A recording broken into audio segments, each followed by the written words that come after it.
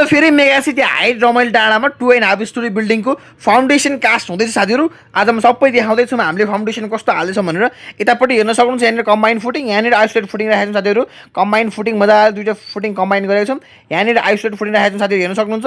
यो साइडमा इसेन्ट्रिक भएको हुनाले चाहिँ स्ट्र्याप फुटिङ राखेको छौँ साथीहरू, हेर्न सक्नुहुन्छ। स्ट्र्याप फुटिङ साइड भयो भने 6-7 फिट तल हामीले फाउन्डेसन खनेको छौँ साथीहरू, हेर्न सक्नुहुन्छ। मजाको चाहिँ सबै नर्म्स अनुसार स्ट्रक्चरमा कुनै पनि हामीले कम्प्रोमाइज गरेको छैन। रिबारमा चाहिँ हामीले सबै 16 mm कै रिबार राखेको छौँ साथीहरू, हेर्न सक्नुहुन्छ। स्टिरअप सबै 8 mm को स्टिरअप भइ नै हाल्यो भने तल मुनि फाउन्डेसनको रेनफोर्समेन्ट सबै 12 mm को राखेको छौँ भने साथीहरू हेर्न सक्नुहुन्छ। सबै काम भट्टाभट भइरहेको छ। स्ट्रक्चर यति राम्रो बनाउँछ, फाउन्डेसन पनि हेर्न सक्नुहुन्छ। अगाडिपट्टि 13 फिटे बाटो एक्सेस भएको पूर्वै मोडा भएको घर साथीहरू। घर एकदमै राम्रो बन्दैछ साथीहरू, टोटली क्लासिक स्टाइलमा, नेपाली क्लासिक स्टाइलमा बन्दैछ साथीहरू। यो एरियामा अहिले वान अफ द बेस्ट यो एरियामा तपाईँहरूलाई हामी घर सुरुबाटै देखाइरहेको छौँ साथीहरू, हेर्न सक्नुहुन्छ। मजाले बेसदेखि लिएर माथि final ready to move in कन्डिसनसम्म तपाईँहरूले सबै देखाउनेछु साथीहरू। टाइमले सबै अपडेट रहनेछ साथीहरू। घर कसरी बनिरहेको छ, के कस्तो मेटेरियल हालिरहेको छ, सबै काम तपाईँले देखाउनेछु साथीहरू। यतापट्टि कास्टिङ काम हुँदैछन्।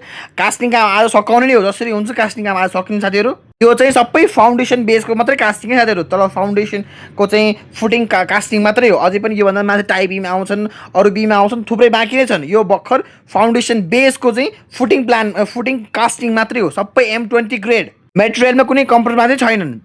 M20 ग्रेड भनेको one of the best grade है। यो तपाईँको चाहिँ कास्टिङको लागि, स्ट्रक्चर मेम्बर कास्टिङको लागि एकदमै राम्रो ग्रेड हो साथीहरू, स्ट्यान्डर्ड ग्रेड। तपाईँहरू पनि जोड्दै गरिनु होला साथीहरू। यो घर कम्प्लिट हुनेसम्म तपाईँहरूलाई सबै कुरा देखाउने नै छु टाइमली अपडेटली।